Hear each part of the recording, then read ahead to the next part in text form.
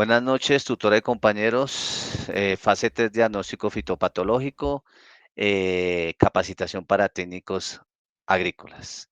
Les habla Héctor González. Estamos en compañía de mis compañeros Astrid Viviana Calderón, Miguel Ángel Rojas, Luis Daniel Rojas, Miguel Ángel Guateque.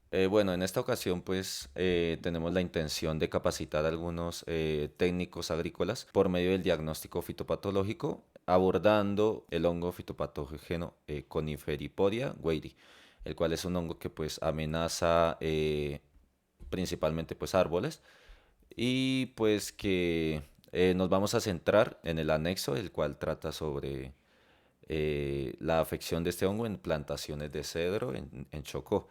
Como ya dije, se busca capacitar técnicos agrícolas, brindándoles pues todas las técnicas, la información que hay sobre este hongo y la propagación, de dónde viene, la taxonomía. Todo esto para llegar a la conclusión de si es una amenaza cuarentenaria y pues así tener control de la situación en caso de que se propague más en este lugar abordado, que sería el Chocó, y pues en otras partes del país. Objetivos. Identificar signos y síntomas observados en árboles afectados por Coniporia gueri. Describir el protocolo de toma de muestras de suelo, raíces y tronco para analizar en el laboratorio. Conocer la distribución geográfica del Coniporia gueri, promover estrategias y sensibilización a capacitación a técnicos agrícolas con el fin de determinar oportunamente esta enfermedad y evitar su propagación. Síntomas observados en la coniferia Weri, árboles con debilidad estructural y caída, raíces podridas y deterioradas, manchas marrones rojizas en el duramen, como se observa ahí en la imagen.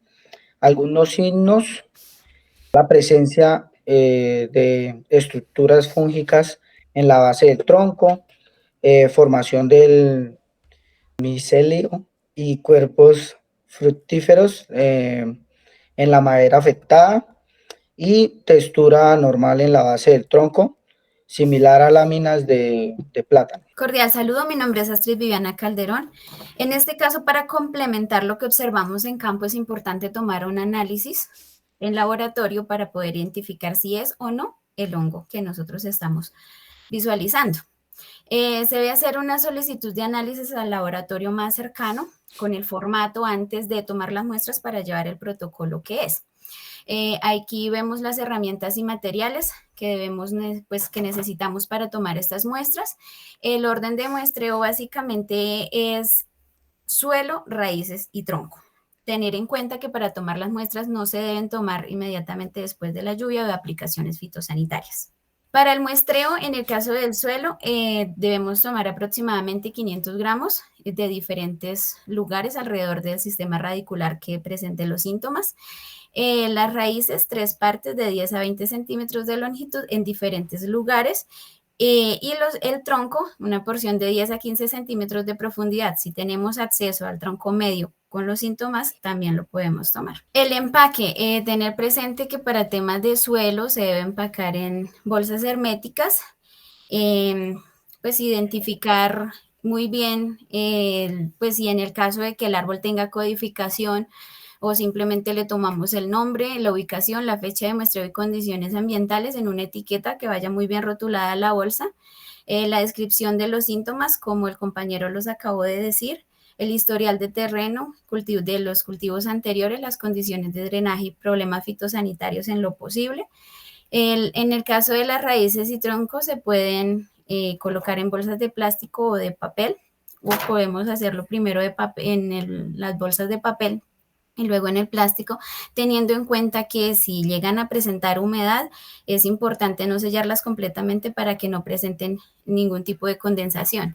Etiquetar muy bien con el número o nombre del árbol, la fecha del muestreo y el tipo de muestra, si es raíz o es tronco. Para el transporte podemos utilizar una cava de icopor y gel frío. Pues si se demora más de 4 horas es súper importante utilizar el gel frío para poder conservar las muestras, etiquetar muy bien, utilizar pues un marcador indeleble con toda la información que necesitamos recolectar. Para el análisis del laboratorio se tiene un protocolo de recepción donde nos van a verificar las muestras que estén en excelentes condiciones. El almacenamiento, pues si no se van a procesar rápido, entonces nos las van a almacenar en un lugar refrigerado para conservarlas. La desinfección pues se debe hacer con hipoclorito, pues también con agua destilada. Y el aislamiento como tal del patógeno en medios de cultivo, pues tenemos dos opciones ahí de medios de cultivo, pero pues ya el laboratorio son los que manejan como tal los medios de cultivo. La inoculación pues consiste en cortar pequeñas porciones del tejido afectado y colocarlas en unas cajas Petri con el medio de cultivo. Para suelo sí se realiza una suspensión en agua destilada y se siembra una pequeña cantidad en la superficie del agar. Se incuba y su visibilidad puede tardar de 7 a 15 días. Allí podemos observar como tal la textura, el color, los micelios, etcétera. Luego hacer un preparado microscópico y allí ya con los métodos que ellos utilicen para identificar las estructuras nos dan el diagnóstico de lo que nosotros estamos observando, si es en el diagnóstico presuntivo. Muchas gracias. Bueno, obviamente cuando se está hablando de algún hongo, como en este caso, se debe saber pues que obviamente la taxonomía, de dónde proviene el nombre, todo eso para saber en qué familia se encuentra, sí, toda su clasificación. En este caso pues tenemos que, gracias a la EPO, que pues es una página, una base de datos confiable y verificada, encontramos que respecto a la familia, pues hay otros hongos en topatógenos que pues causan pudrición de raíz, como por ejemplo el Felinus noxius en árboles tropicales. Este sí ha sido mucho más afectado pues en Asia y en Latinoamérica, a diferencia del Coriferipodia, que pues no ha sido como tan común en esta parte del mundo.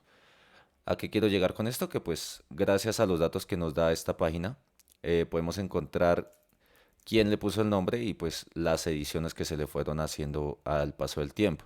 En este caso es el hombre que lo descubrió, fue Murray, y pues lo descubrió bajo el género Eporia. Sin embargo, en 2016 pues otros científicos se encargaron ya de establecer bien a qué género pertenecía y pues es actualmente como se le conoce eh, a este hongo. Y pues su similitud con otros hongos de su misma familia, pues es lo que hizo de que su nombre y como tal su clasificación cambiara en 2016. La distribución geográfica.